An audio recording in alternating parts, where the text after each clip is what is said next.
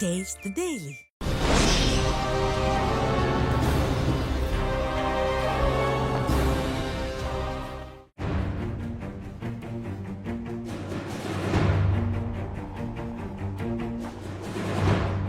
உலகத்தின் தலையெழுத்தை எல்லாம் மாற்றிவிடலாம் என்று எதிர்பார்க்கப்பட்ட புரட்சி சிரியாவில் ஏற்பட்டு முழு உலகுமே உயிரை கைகளில் பிடித்தபடி பதற்றத்தில் நின்றாடிக் கொண்டிருந்த போது சந்தடியே இல்லாமல் ஒரு மிகப்பெரிய ராணுவ வெற்றியை பெற்றுவிட்டுள்ளது இஸ்ரேல். ரஷ்யாவின் படைகள் ஒரு பக்கம், அமெரிக்காவின் படைகள் மற்றொரு பக்கம், ஈரான், சிரியா, துருக்கி, ஹிஸ்புல்லாக்கள், குர்திஸ் போராளிகள், IS அல் கைதா தீவிரவாதிகள், இப்படி உலகின் அத்தனை போர்முகங்களும் சிரியா என்கின்ற ஒற்றை புள்ளியில் ஒன்றையொன்று நேரில் சந்திக்கும் ஒரு சூழ்நிலை உருவாகி அடுத்து என்ன நடக்கும் என்கின்ற அச்சத்தில் முழு உலகுமே அதிர்ந்து கொண்டிருந்த சந்தர்ப்பத்தில் எந்தவித ஆர்ப்பாட்டமும் இல்லாமல் மிக அமைதியாக நகர்வெடுத்து சிரியாவின் ஒரு முக்கியமான மலையொன்றை கைப்பற்றிவிட்டுள்ளன இஸ்ரேலிய படைகள். அந்த மலையின் பெயர் மவுண்ட் ஹெர்மோன். தமிழில் இதனை எர்மோன் மலை என்று அழைப்பார்கள். இஸ்ரேலை பொறுத்தவரையில் மாத்திரமல்ல, அந்த பிராந்தியத்தை பொறுத்தவரையிலேயே ராணுவ ரீதியாகவும், கேந்திர ரீதியாகவும், வரலாற்று ரீதியாகவும், மத ரீதியாகவும் கூட மிக மிக முக்கியமான ஒரு இடம்தான் எர்மோன் மலை. கிறிஸ்தவர்கள் இதனை மறுரூபமான மலை என்று அழைப்பார்கள்.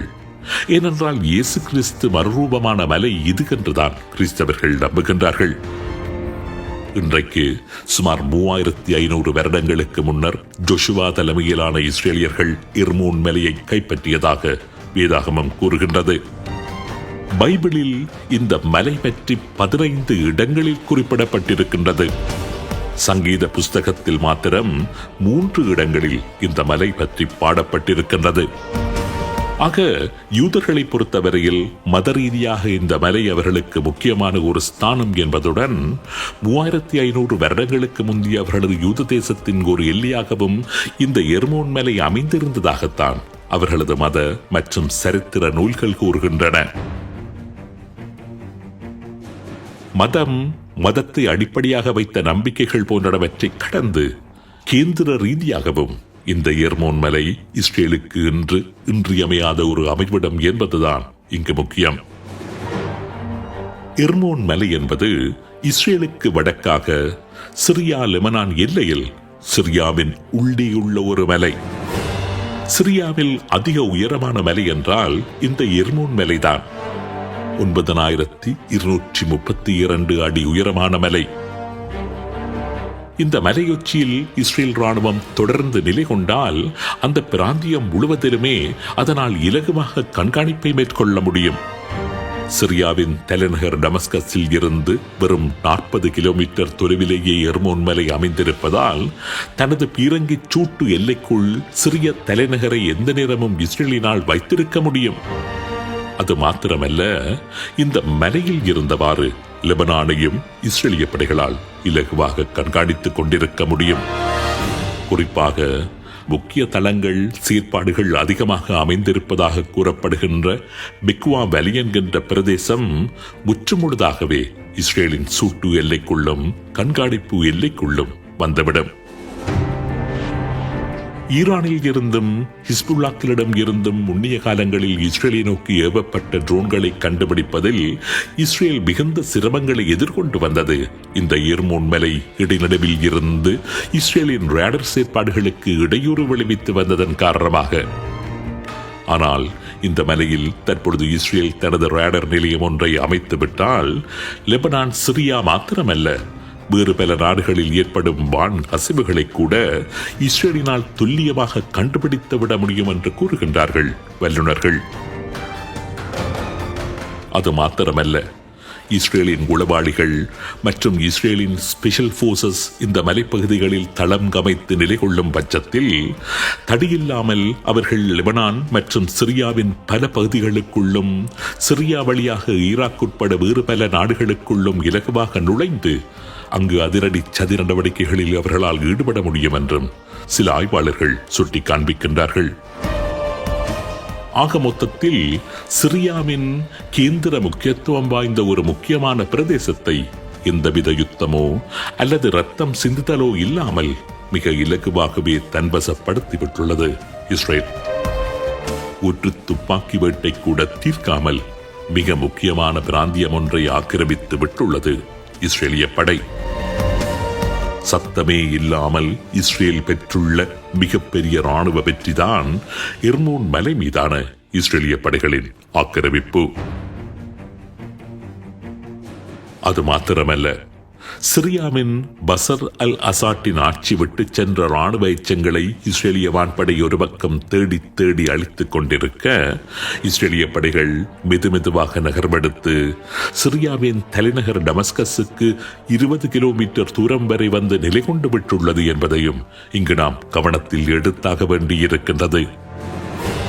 அத்தோடு சிரியா மீதான இஸ்ரேலின் ஆக்கிரமிப்பு பற்றி இஸ்ரேலிய பிரதமர் பெஞ்சமின் நெதன்யாகு கூறிய சில விடயங்களை கூட நாம் கொஞ்சம் உன்னிப்பாக பார்த்தாக வேண்டும். சிரியாவின் கோலான் மலைப்பகுதி தொடர்பாக 1974 ஆண்டு ஏற்படுத்தப்பட்ட ஒப்பந்தம் உடைந்து விட்டதாக இஸ்ரேலிய பிரதமர் கோலான் மலைப்பீடத்தில் வைத்து தெரிவித்திருந்தார். இஸ்ரேல் சிரியா எல்லைகளில் சிரியாவின் பகுதிகளில் உள்ள காவல் நிலைகளை கைவிட்டுவிட்டு சிரியாவின் படைகள் வெளியேறிவிட்டதால் அந்த நிலைகளை இஸ்ரேலிய படைகள் கைப்பற்றுவதற்கு நிர்பந்திக்கப்பட்டுள்ளார்கள். இஸ்ரேலையும் சிரியாவையும் லெபனானையும் உயரத்தில் இருந்து கண்காணிக்கக்கூடிய ஒரு கேந்திர முக்கியத்துவம் வாய்ந்த மலை அது என்பதால் அந்த இடத்தை இஸ்ரேலிய படைகள் கைப்பற்றுவது மிக மிக முக்கியமான நகர்வு என்றும் அவர் கூறியிருந்தார். அதேவேளை இஸ்ரேலிய படைகளை அச்சுறுத்தும்படியான காரியத்தை யாராவது மேற்கொண்டால் கடுமையான ராணுவ நடவடிக்கைகள் எடுக்கப்படும் என்று இஸ்ரேலிய ராணுவத்தின் பிரதானி லெப்டினன்ட் ஜெனரல் ஹெர்சி ஹெலவே எச்சரிக்கை விடுத்திருந்ததையும் இங்கு நாம் கவனத்தில் எடுத்தாக வேண்டும். இன்றைய மத்திய கிழக்கை பொறுத்தவரையில் முன்னெப்போதையும் விட மிக பலமான நிலையில் இஸ்ரேல் என்று நின்று கொண்டிருக்கின்றது. உலகம் என்னதான் கூறினாலும், ஐநா என்னதான் எச்சரிக்கை விடுத்தாலும், இஸ்ரேல் என்று நின்று கொண்டிருக்கின்ற நிலை என்பது மிக மிக பலமான நிலை. இஸ்ரேலை சமாளிக்க இழுக்கக்கூடிய உலகின் அத்தனை சக்திகளும் தத்தமது யுத்தங்களுக்குள் சுழண்டு மூழ்கி மிகவும் பலவீனமான நிலையில் நின்று கொண்டிருக்கின்றன. இப்படியான நிலையில் இஸ்ரேலின் காட்ஃபாதர் என்று சில இஸ்ரேலியர்களால் கொண்டாடப்படுகின்ற டொனால்ட் ட்ரம்ப் வேறு வெகு விரைவில் அமெரிக்காவின் ஆட்சிப்பீடம் ஏற இருக்கின்றார். அடுத்து வருகின்ற நாட்களில் இஸ்ரேல் எப்படியான ஆட்டத்தை ஆடப்போகின்றது என்பது பற்றிய அச்சத்தை சமாதான விரும்பிகள் தொடர்ந்து வெளியிட்டபடியேதான் இருக்கின்றார்கள்.